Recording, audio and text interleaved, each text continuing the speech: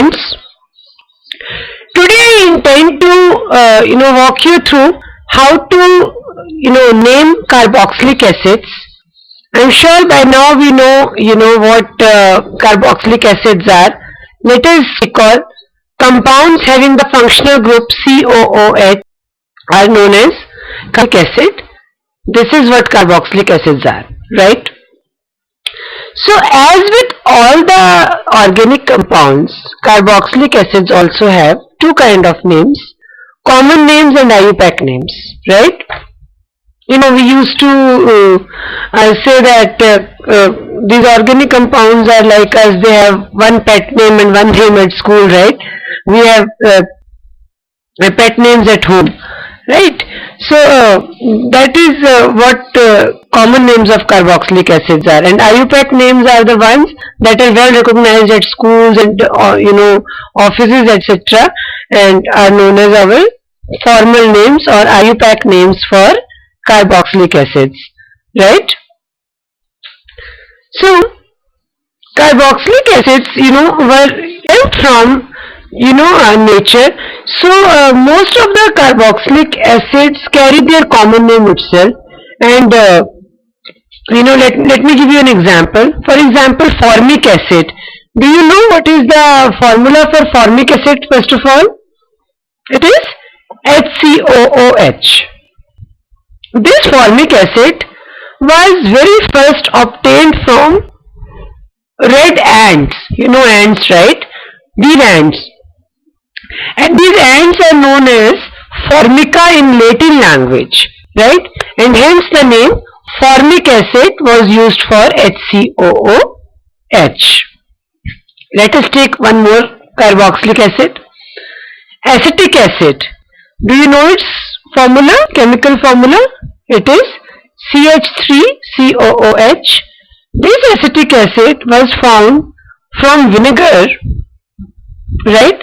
And vinegar in Latin language is called acetum, and hence the name acetic acid. One more example, butyric acid. Common name is CH3, CH2, CH2, COOH. This was derived from butter, and hence the name given was butyric acid. One tip to remember, the formula for butyric acid is but corresponds to butane also, right? Butane means 4 carbon atoms, and butyric acid has 4 carbon atoms, right? Okay, so this was about common names. Now, what is the trend we see in these common names?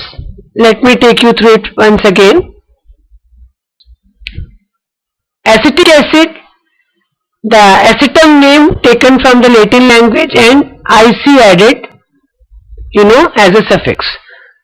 Similarly for butyric acid, butyrium taken from Latin language for butter, and then we add iic acid.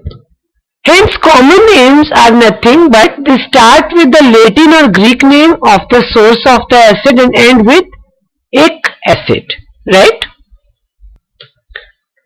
Next we come to the IUPAC names, the International Union for naming of organic compounds. Now IUPAC names have specific rules to name the compounds, and that is why we made them at the first place. We wanted very, very specific rules, each and every rule identified and well established, so that these are recognized well in each and every part of the word equally. So first of all, for compounds having only one carboxylic group is what? COOH. So for compounds with one carboxylic group, what are the rules? We identify the alkane from which that acid is produced, right? Ending E of the alkane is replaced by oic acid, right? This is the first rule. Cut out the E, replace it with oic acid. Rule number 2, carboxylic acid carbon is always numbered 1. And you know what? Carboxylic acids are given the highest nomenclature priority by IUPAC system, which means nothing but this, that whenever you are naming a carboxylic acid, the carbon, this carbon, COOH, the carbon of this carboxylic group, just give it the number 1. Okay? So how about carboxylic acids, with more than one carboxylic group? Very important point, ending E of the alkane is retained. We don't remove it, right? Point number 2, we do use oic acid, but E is also there, right? Point number 3, we use di, tri, depending on how many number of carboxylic acid groups are there. Point number 4, position of carboxylic group is mentioned by a numeral before that di, tri prefix we put. I will give an example to show this, right? Okay.